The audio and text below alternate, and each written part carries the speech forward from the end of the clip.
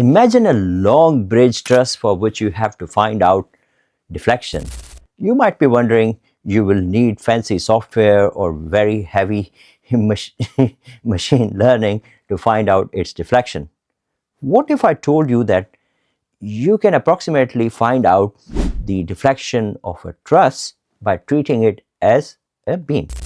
In this lecture, I will talk about how to find out deflection in a truss by using approximate methods.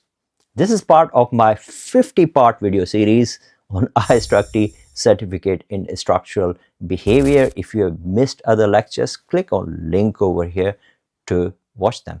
Hi, I'm Dr. Jawed Qureshi, a senior lecturer in structural engineering and design at the University of East London, and in here we talk about civil and structural engineering. If you want to analyze a truss and find out its deflection using a very simple method, the best way is to treat it as a beam. This logic will be used in this question. So the top and bottom chords of the long truss shown below are CHS, circular hollow sections, and each has I, which is second moment of area, 31 into 10 raised 6 millimeter power 4, and A is 6,300 millimeters square. E is Young's modulus, which is 200 gigapascal, and all members have the same length of 1 meter. What is the approximate midspan deflection for this truss? Let us find out. But first, we have these options. Option A is 78, B is 52, C is 26, and D is 104 millimeter. Which option do you think is correct? Type your answer in comments, perform simple calculations, and trust me, you will just need simple structural mechanics to find out deflection of a truss very quickly without the need of any expensive software.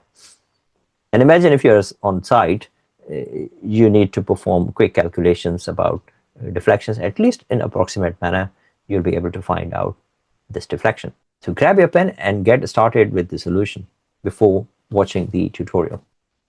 Let us solve this question. The strategy that I will use here is, I will say that treat it as a beam.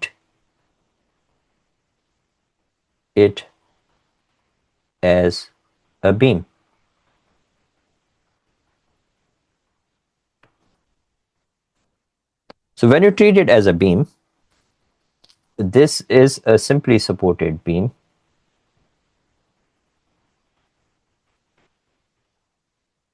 with a central point load, and length is L, point load is L over 2, and deflection for this type of beam is PL cube over 48 EI. When you have a truss, it is a combination of different elements, and top and bottom chord, they are taking bending, and these diagonals that you see, they are taking shear. So we have second moment of area, but just for CHS sections, circular hollow sections, which are at top and bottom individually. So we need second moment of area of a compound section, which involves CHS section at top and CHS section at bottom. So in this case, I will use a theorem which you would have learned at year 1 of civil or mechanical engineering, that is parallel axis theorem. Using parallel axis theorem, we can find out second moment of area, or in some countries they call it moment of inertia, of this compound section. Remember that top and bottom chords, these chords, they contribute to bending. They resist bending. And remember that these diagonals, they resist shear. This is very important to understand.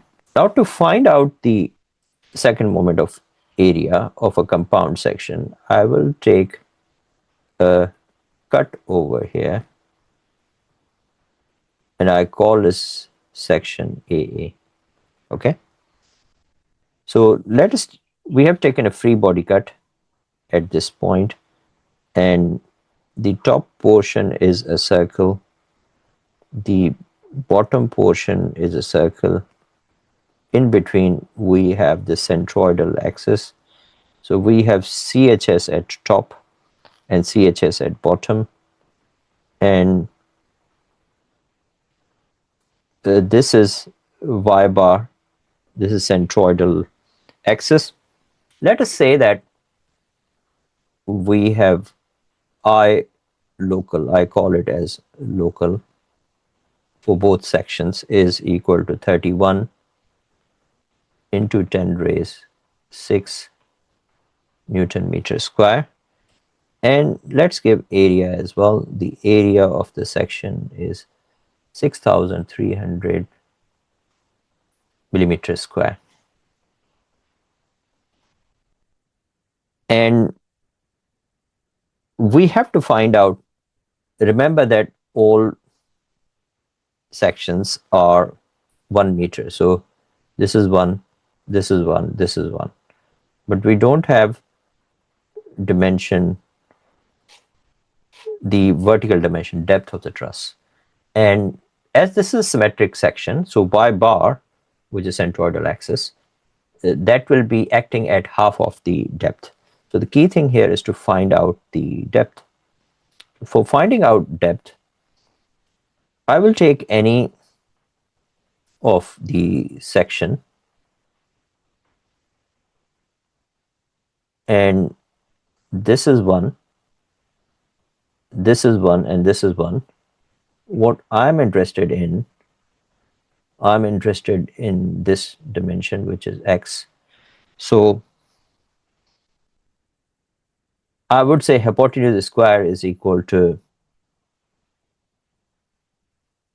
and can I say that this portion will be 0.5 and this will be 0.5. So if I consider this triangle, I have 1 which is hypotenuse. So can I say 1 square is equal to vertical, which is x square plus 0.5 square.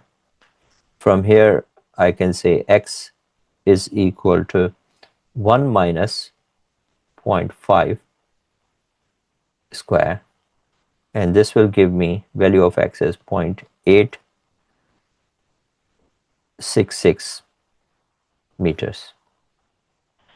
So once I've got value of x, Y bar in both cases will be equal to 0.866 divided by 2, because this is a symmetric section, and this will give me 0.433. So at least Y bar is clear now. Now I will use parallel axis theorem. And for parallel axis theorem, Ixx is equal to a summation of i's, I will say in this case I local, plus a summation of a Y bar square, summation of different areas and summation of Y bar square. There are 2 areas here, so, and there are 2 I locals. So let's say this is Ixx. I local is this value, and let's write it down. And there are 2 of them, top and bottom. So we have top and we have bottom, and this is section AA. It is a section that we took over here. 2 times I local, which is 31 times 10 raised 6, plus 2 times area into Y bar square, 2 times area. Area is again here. 2 times area, which is 63. Oh, I need to use correct pen. 6300 into y bar square.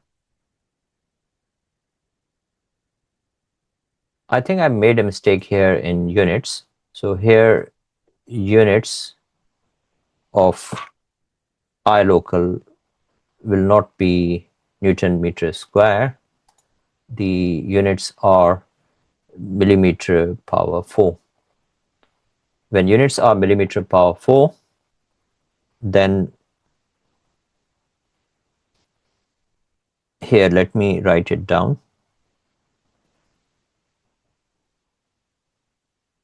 The units are millimeter power 4. Here this is in meters. This needs to be converted into millimeters, so it is 433 millimeters. So here I will write 433 square. This will give me Ixx for this compound section as 2.4245 into 10 raised 9 millimeter power 4. This is Ixx of compound section. Once you have got Ixx of compound section, then simply you will use this formula here to find out deflection. So formula for deflection is PL cube. P is 150, which is here. And this is in kilonewton, so I will convert it into newtons, times L cube. L is length, which is 16. I will convert it into millimeters as well, because everything is in millimeters cube, divided by 48 into E was 200 gigapascal. So I will convert 200 gigapascal into 200 Newton per millimeter square. So that will be 200 K.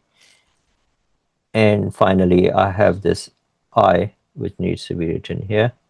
That is 2.4245 into 10 raised 9. If you simplify this, you will get value of deflection as 26.4 millimeter, and this is our answer. Let us see what options do we have. So option A is incorrect because our deflection was 26. Option B is incorrect as well. Option C is correct because deflection comes out to be 26.4, so roughly it is 26. Option C is the correct one, and option D is incorrect as well because this is a wrong value. So thanks for watching this lecture, and you saw that how did we solve this complicated looking truss by using simple analogy with beams. And that's what you can use if you're working on site. You have to find out deflection very quickly and you don't have access to any software. You can quickly find out deflection by using this basic formula that you would have learned in structural mechanics. Thanks for watching this lecture. I will see you in my next lecture. Thanks for watching this lecture today. If you have missed any of the lectures in this series, IStructE Structural Behavior, click on this link or scan this barcode to watch other lectures. Now I have over 50 lectures in this series, so feel free to watch it. And if you wanted to download the lecture slides, click on this link or scan this barcode. I will see you in my next lecture.